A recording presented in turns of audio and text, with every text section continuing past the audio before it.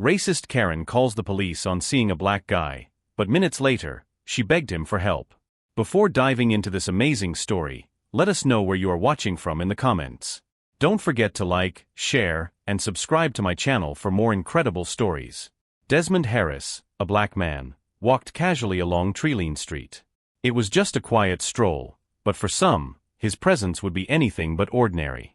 The sun was setting on a perfect autumn evening, casting a warm glow on the quiet, upscale neighborhood. The wide streets lined with trees turning brilliant shades of red, orange, and gold spoke of wealth and comfort. It was the kind of place where things never seemed out of place, until today. It was just a quiet stroll, a chance to breathe in the cool evening air, but for some, his presence would be anything but ordinary. From one of the larger homes across the street, a curtain twitched. A pale face appeared in the window, watching. Concerned, peace in this neighborhood wasn't as easily found for everyone. Inside the house, Margaret Evans stood silently behind the sheer curtains of her bay window, mobile in hand. Her fingers hovered over the screen as she watched Desmond walk.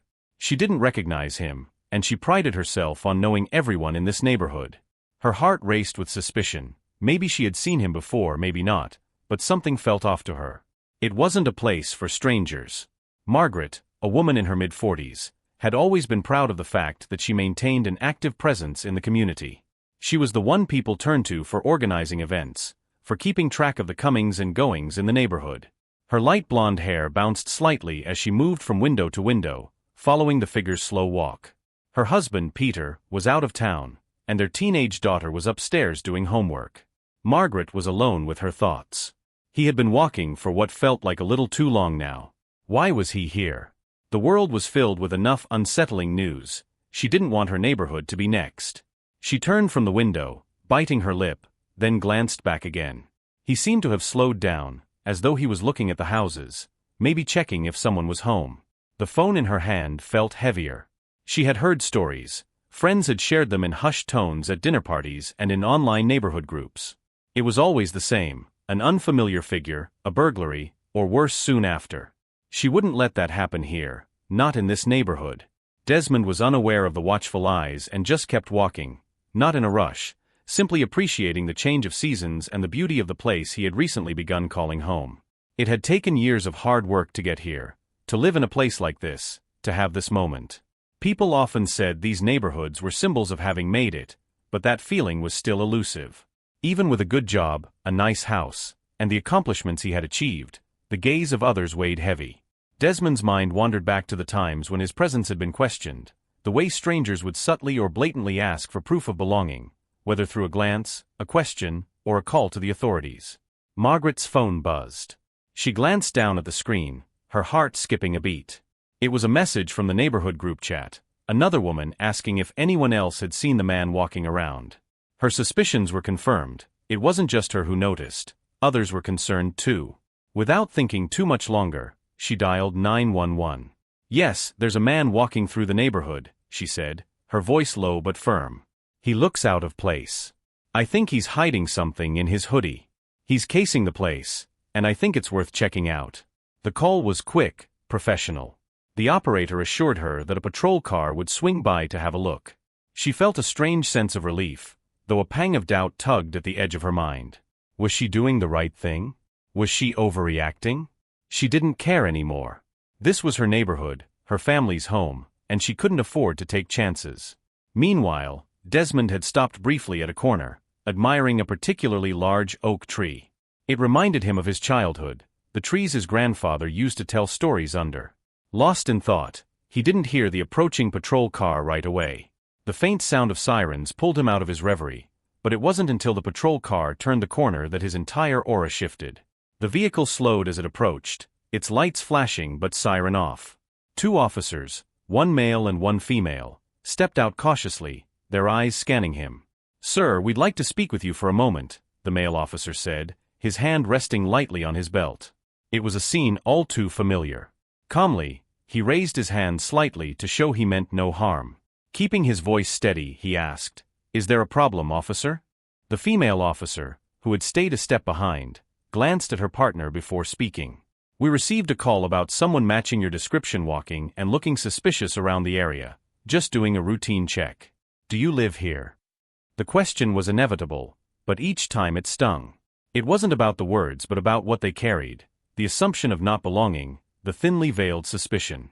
In these moments, it didn't matter how many degrees he had or how long he had worked to afford a place in this neighborhood. In their eyes, he was just a black man out of place.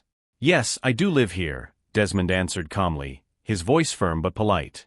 He could see the officers relax slightly, though the male officer continued to study him. "What's your address?" the officer asked. Desmond gave him the address, which was just a few blocks away. There was a brief pause. The officers exchanged glances before the male officer spoke again.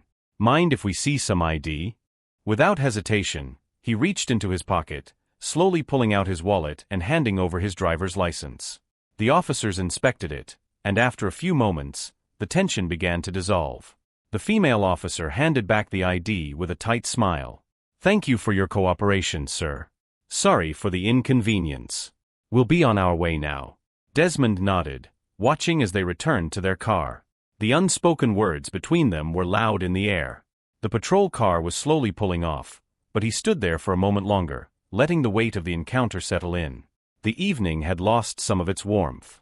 The peace of the walk, the enjoyment of the neighborhood, now carried a bit of bitterness that lingered. But before Desmond could take more than a few steps, the sound of a door flying open caught his attention. The sharp crack echoed down the quiet street. Margaret Evans stormed out of her house, her face flushed and her eyes wide with certainty. "He doesn't live here," her voice cut through the evening air louder than a siren of its own. "That man doesn't live here. I've never seen him in my life, and I know everyone in this neighborhood." Desmond stopped mid-step, turning slowly to face the scene unfolding behind him.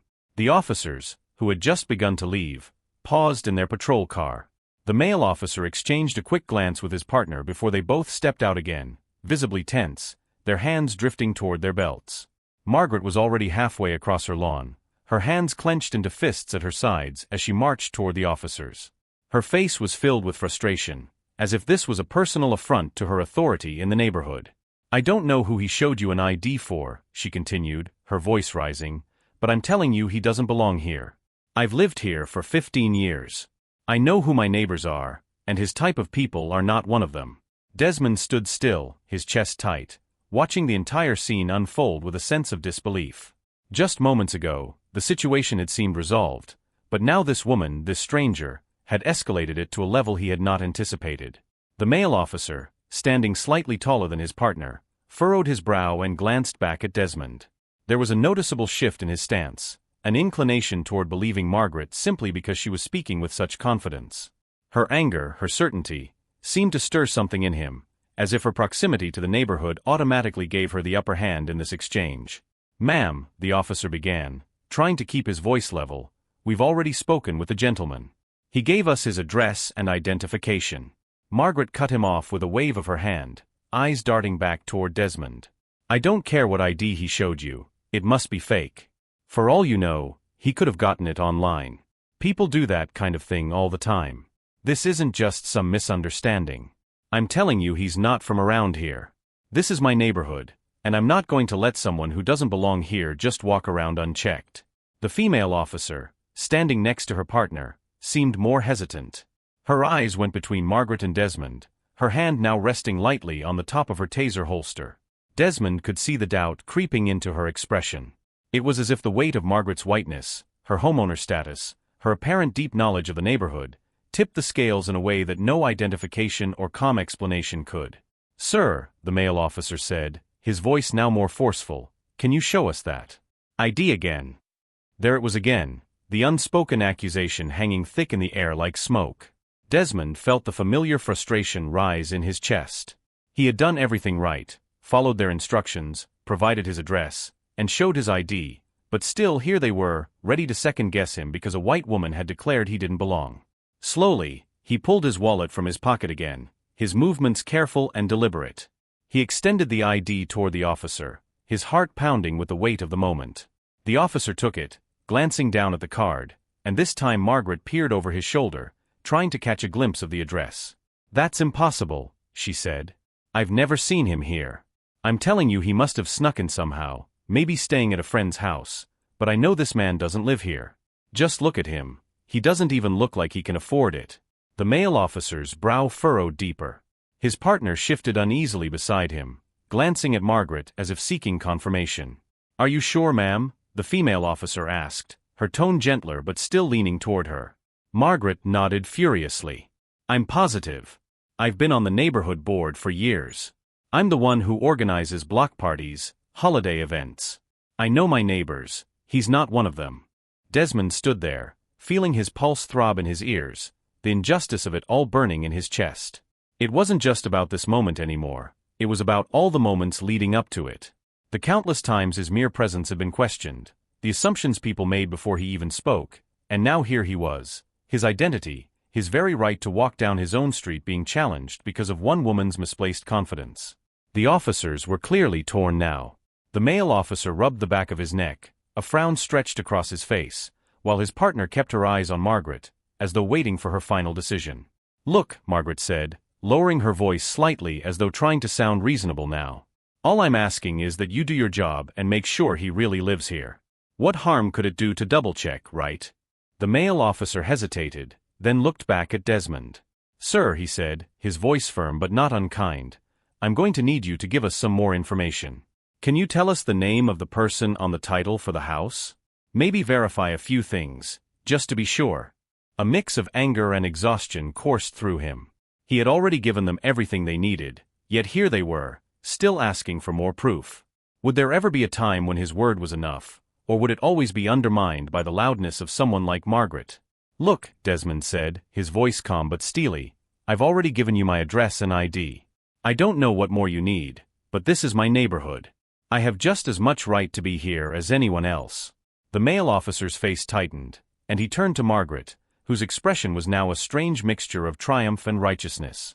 She folded her arms across her chest, satisfied that her word had carried so much weight. The female officer glanced nervously between them, sensing the tension but seemingly not wanting to diffuse it. The tension hung thick in the air as Desmond slowly walked away, his heart pounding beneath his calm exterior. He had always known that these moments, these unjust, racially charged encounters, were inevitable. The bitterness clung to him, settling deep inside, a reminder of how fragile his place in this neighborhood still was. But just as his thoughts started to drift back to the warmth of his home, something unexpected happened. A sharp gasp echoed from behind him, followed by the unmistakable thud of a body hitting the ground. Margaret Evans, who had stood so sure of herself moments ago, was now collapsed on her pristine lawn, her hand clutching at her chest, her face twisted in pain, and her eyes wide with terror. For a moment, everything seemed to freeze in place. The two officers stared in shock, momentarily stunned by the sudden shift in events. Margaret struggled to breathe, her body convulsing slightly as her breath came in short, sharp gasps.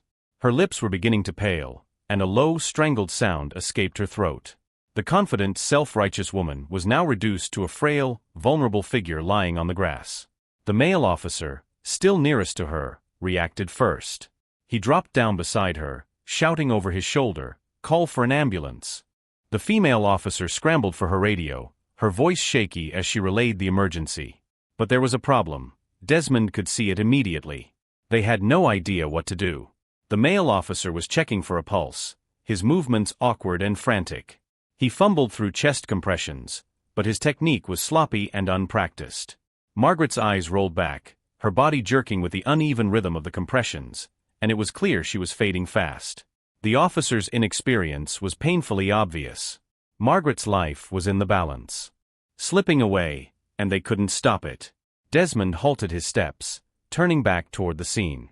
His own pulse quickened, but this time it wasn't from anger or frustration, it was instinct. This was something deeper, something ingrained in him from years of training. He didn't need to think twice. He moved toward them quickly but purposefully. "I'm a doctor," he said, his voice cutting through the panic, calm and steady. The male officer looked up, startled, as if unsure whether to trust him.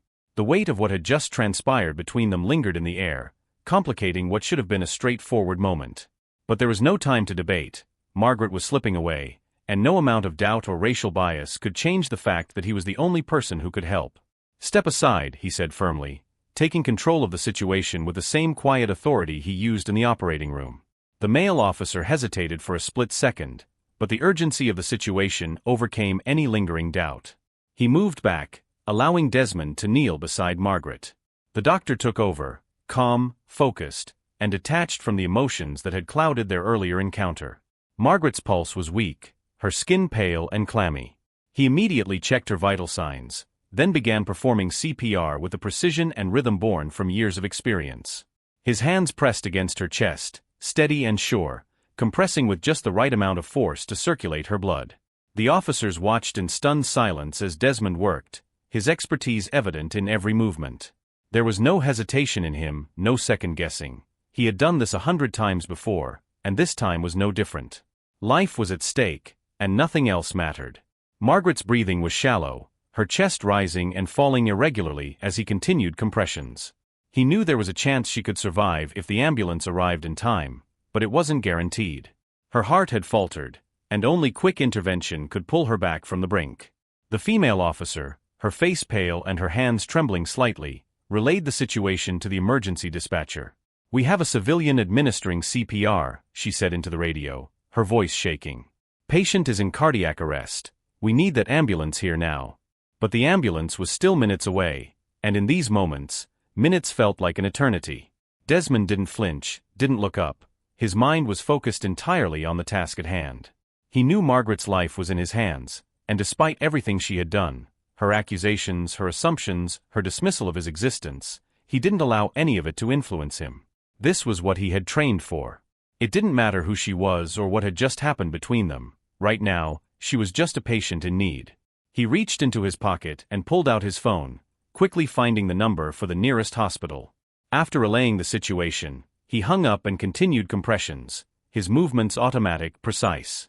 "Come on," he muttered under his breath, his voice barely audible. "Stay with me." After what felt like an eternity, but was likely only a minute or two, there was a flicker of response. Margaret's chest rose with a deeper breath, her body jerking slightly as she began to regain consciousness. Her eyes fluttered open for a brief moment, then closed again, but the signs were there, her heart was beating again. He continued working, keeping her alive until the ambulance arrived. When the paramedics finally pulled up, rushing toward the scene, he gave them a quick, professional rundown of what had happened and what he had done. They nodded, listening intently, their respect for his expertise clear in their eyes. They loaded Margaret onto a stretcher, administering oxygen and stabilizing her for the ride to the hospital. The paramedics thanked him, recognizing that he had saved her life. Without his intervention, the outcome would have been much worse. As they wheeled Margaret toward the ambulance, Desmond stood up, his body finally registering the fatigue of the past few minutes. He wiped the sweat from his brow and took a deep breath, feeling the weight of the situation settle over him. The officers were silent, their earlier suspicion and hostility replaced by a mixture of shock and something that might have been shame. The male officer, who had been the first to question him, took a step forward, awkwardly clearing his throat. "Thank you," he said, his voice loud, almost reluctant. "You saved her life." The man looked at him for a moment, his expression unreadable. He didn't respond right away, letting the silence stretch out between them. Finally, he spoke, his voice calm and measured. "I was just doing my job." Without another word, he turned and walked away, leaving the officer standing in stunned silence. The patrol car's lights still flashed in the dimming evening light, but the tension had shifted, replaced by something heavier, an unspoken recognition of what had just happened. The man walked down the quiet tree-lined street, his steps slow and steady, the cool evening air brushing against his skin. Desmond wasn't thinking about Margaret or the officers anymore. He had saved a life today, but the weight of what had happened, of what it had taken to get to this point, remained. This was his neighborhood, and despite what anyone thought, he belonged here. 24 hours had now passed since the situation on the street. Margaret was lying in the hospital bed, the sterile environment humming with the quiet sounds of machines monitoring her heartbeat. Her chest rose and fell weakly as her eyes remained closed, but her mind was anything but calm. She began to drift into an uneasy dream. Margaret walked alone down the sidewalk of her familiar upscale neighborhood. The houses were perfectly maintained, just as they always were, but something felt off. There was a stillness in the air, a weight that pressed down on her chest. She looked around and noticed figures standing along the sidewalks, watching her. Their faces were familiar, people of color she'd passed by, strangers she'd silently judged, neighbors she'd looked at with suspicion.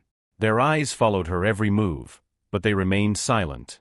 Margaret tried to avoid their gaze, picking up her pace, But the further she walked, the more people seemed to appear.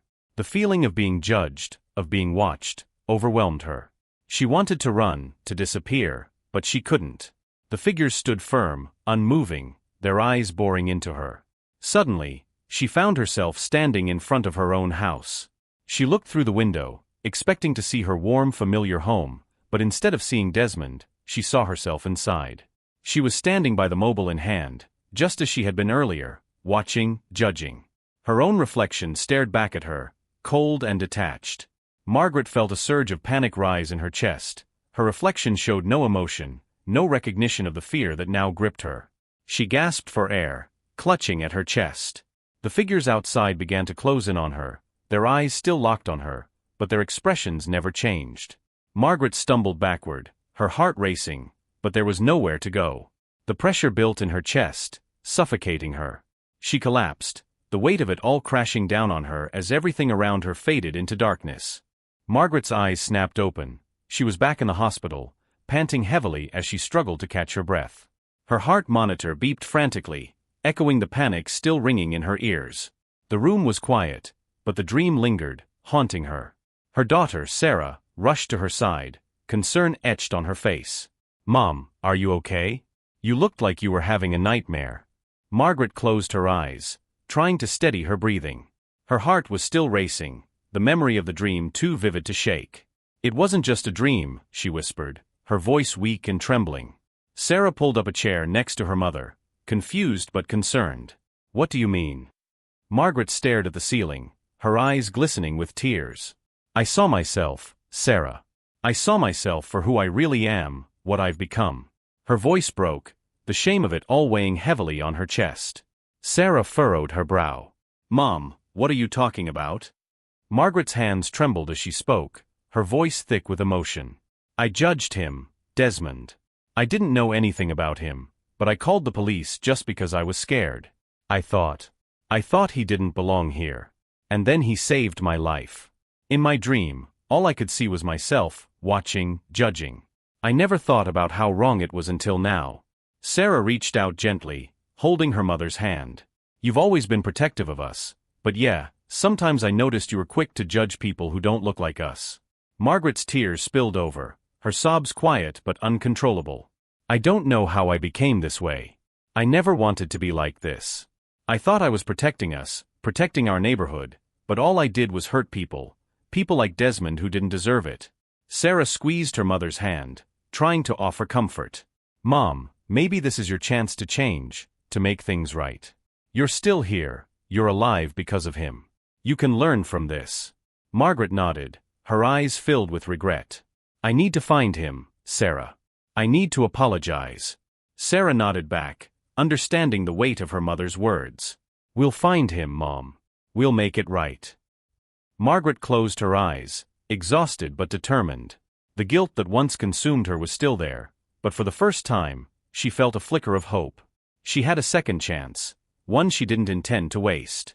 A few days later, Margaret was discharged from the hospital. Stepping out of the car, she leaned on Sarah for support, taking a deep breath of the fresh air.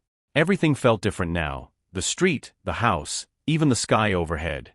It was the same neighborhood she had lived in for years, but today it felt like she was seeing it with new eyes. As she walked up the front steps, her legs still weak, Margaret hesitated at the door. She turned to Sarah, who gave her a soft nod of encouragement. The guilt that had weighed on her heart since that day was heavier now, and the thought of what she had to do next filled her with nervous anticipation. Inside the house, Margaret sat on the couch, staring out the large bay window where she had once stood, watching Desmond walk by. The memory of that moment haunted her, how quickly she had judged him, how easily she had made assumptions about a man she didn't know. Her hands trembled slightly as they rested on her lap, and her eyes kept flicking back to the phone on the coffee table.